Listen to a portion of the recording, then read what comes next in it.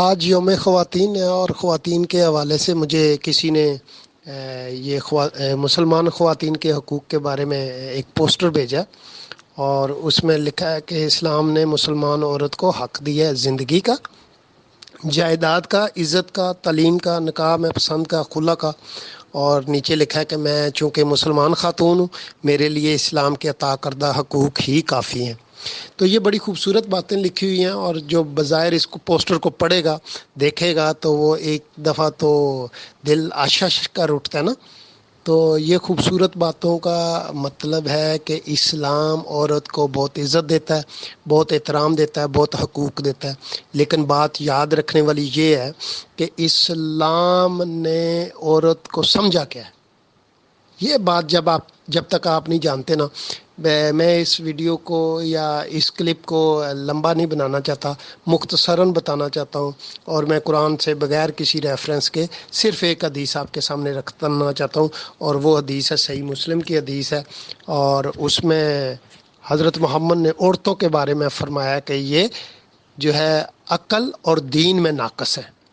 عورتیں جو ہیں وہ عقل میں بھی ناقص ہیں اور دین میں بھی ناقص ہیں۔ اور جب ایک خاتون نے دلیری کر کے ان سے پوچھا کہ ہماری عقل اور دین میں کون سا نقص ہے، تو حضرت محمد نے ان کو بتایا کہ تمہارا جو عقل ہے وہ اس لیے ناقص ہے، وہ اس طرح سے ناقص ہے کیونکہ تمہاری گواہی آدھی ہے۔ تم ایک مرد کے برابر جو ہے ایک عورت گواہی نہیں دے سکتی، بلکہ دو عورتیں مل کر جو ہے ایک مرد کے برابر بنتی ہیں، تب جا کے گواہی ہوتی ہے۔ تو حضرت محمد نے عورت کو، اسلام نے عورت کو ناقص عقل والی قرار دیا ہے، اور یہ کتنا بڑا تحفہ ہے اس کا، کتنا بڑا حق دیا گیا ہے عورت کو اسلام کی طرف سے۔ اور ناقص دین میں اس کے کیا نقص ہے اس کے بارے میں فرمایا حضرت محمد نے، کیونکہ تمہیں پیریڈز آتے ہیں، تمہیں حیض آتا ہے، اور تم نماز نہیں پڑھ سکتی، روزہ نہیں رکھ سکتی، تو عبادات سے دور رہتی ہو، اس لیے تمہارا دین بھی ناقص ہے۔ جس عورت کی عقل میں نقص ہو، جس عورت کی دین میں نقص ہو، اور اسلام تو ساری عورتوں کو کہہ رہا ہے، تو آپ اندازہ لگائیں کہ اسلام نے عورت کو کتنے حقوق دیے ہیں۔ تو میری اپنی مسلمان بہنوں سے گزارش یہ ہے کہ آپ نے جس پنجرے کو نا قبول کر لیا ہے، جس پنجرے میں قید رہنا قبول کر لیا ہے، اس پنجرے کو اگر سونے کا بھی بنا دیا جائے نا تو وہ پنجرہ ہی رہے گا۔ آپ جن حقوق پہ خوش ہیں نا، وہ اصل میں آپ کو واقعی حضرت محمد نے عقل کا ناقص سمجھ کر، عقل میں آپ کی نقص سمجھ کر یہ بات کہی تھی۔ اگر آپ عقل کا استعمال کریں گی تو آپ اس پنجرے سے نکلیں گی، چاہے یہ سونے کا ہی بنا ہو، آپ کو اس پنجرے سے نکلنا چاہیے۔ لیکن آپ نے چونکہ یہ غلامی قبول کر لی ہے، آپ نے ان زنجیروں کو قبول کر لیا ہے جو آپ کے پاؤں میں پڑی ہوئی ہیں، ان بیڑیوں کو قبول کر لیا ہے، یہ سونے کی بھی بن جائے نا تب بھی آپ غلام ہی رہیں گی۔ ان زنجیروں کو سونے سے بھی بنا دیا جائے، مزین کر دیا جائے، انہیں خوبصورت رنگ کر دیا جائے، تب بھی آپ غلام رہیں گی۔ تو اس لیے میرا ماننا ہے کہ عورت عقل میں ناقص نہیں ہے، نہ ہی وہ دین میں ناقص ہے، کسی طور بھی مرد سے وہ کم نہیں ہے۔ اس کی ذمہ داریاں فرق ہیں، یہ بائبل مقدس بھی بتاتی ہے کہ اس کی ذمہ داریاں فرق ہیں، لیکن وہ مرد کے بدن کا حصہ ہے، وہ مرد کے برابر ہے۔ وہ یہ نہیں ہو سکتا کہ عقل میں بھی ناقص ہو اور دین میں بھی ناقص ہو۔ تو آپ جو ہے عقل سے کام لیں، اس غلامی سے نکلیں، اپنے آپ کو غلامی میں رہنے والا نہ، جس طرح ایک پرندے کو نا اپنی غلامی سے پیار ہو جاتا ہے، اپنے وہ اس سے پنجرے سے پیار ہو جاتا ہے، آپ ویسے نہ بنیں۔ آپ اشرف المخلوقات ہیں، آپ کو نکلنا ہوگا اس غلامی سے، اور آپ کو ماننا پڑے گا کہ اسلام نے آپ پہ بہت بڑا ظلم کیا۔ وہ ظلم کیا ہے؟ آپ کی عقل، اسلام نے آپ کی عقل میں نقص ٹھہرایا، اور اس نے آپ کے دین میں نقص ٹھہرایا۔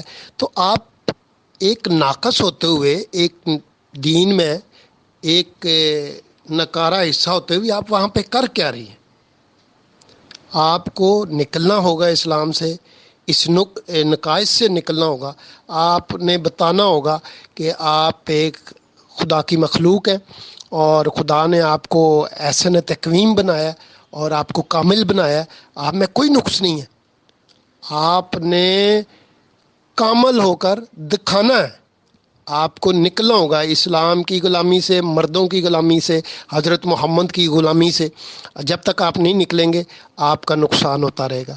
آپ جو ہے اسی طرح جو ہے صرف ایک بچے پیدا کرنے والی مشین بنی رہیں۔ کیوں بھائی؟ ایک کام کاج کے لیے ایک غلام چاہیے گھر میں، بچے پیدا کرنے کے لیے ایک مشین چاہیے گھر میں۔ آپ کے حقوق کہاں ہیں؟ آپ کب سمجھو گی میری بہنوں، میری بیٹیوں، میری عزیزوں؟ آپ کو یہ ماننا پڑے گا کہ آپ جو ہے عضو معطل ہو کر رہ چکی ہیں۔ اسلام نے آپ کے عقل اور آپ کے دین کو جو ہے وہ ناقص قرار دے دیا ہے، پھر بھی آپ کہتی ہیں کہ جی ہمیں حقوق ملے۔ کون سا حق ملا آپ کو؟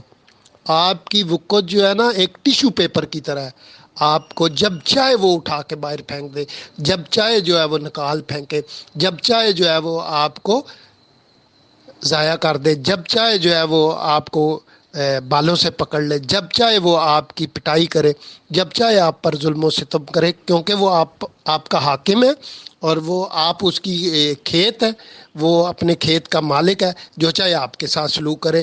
اللہ اور اللہ کا رسول اس کو نہیں روکتے۔ تو میری بہنوں، آج یوم خواتین کے حوالے سے میں آپ کو دعوت دیتا ہوں کہ آپ اس غلامی کو توڑ پھینکیں۔ آپ بتا دیں اسلام کو، آپ بتا دیں مسلمانوں کو، نہ آپ کی عقل میں نقص ہے، نہ آپ کے دین میں نقص ہے، بلکہ آپ کو خدا نے اشرف المخلوقات بنایا۔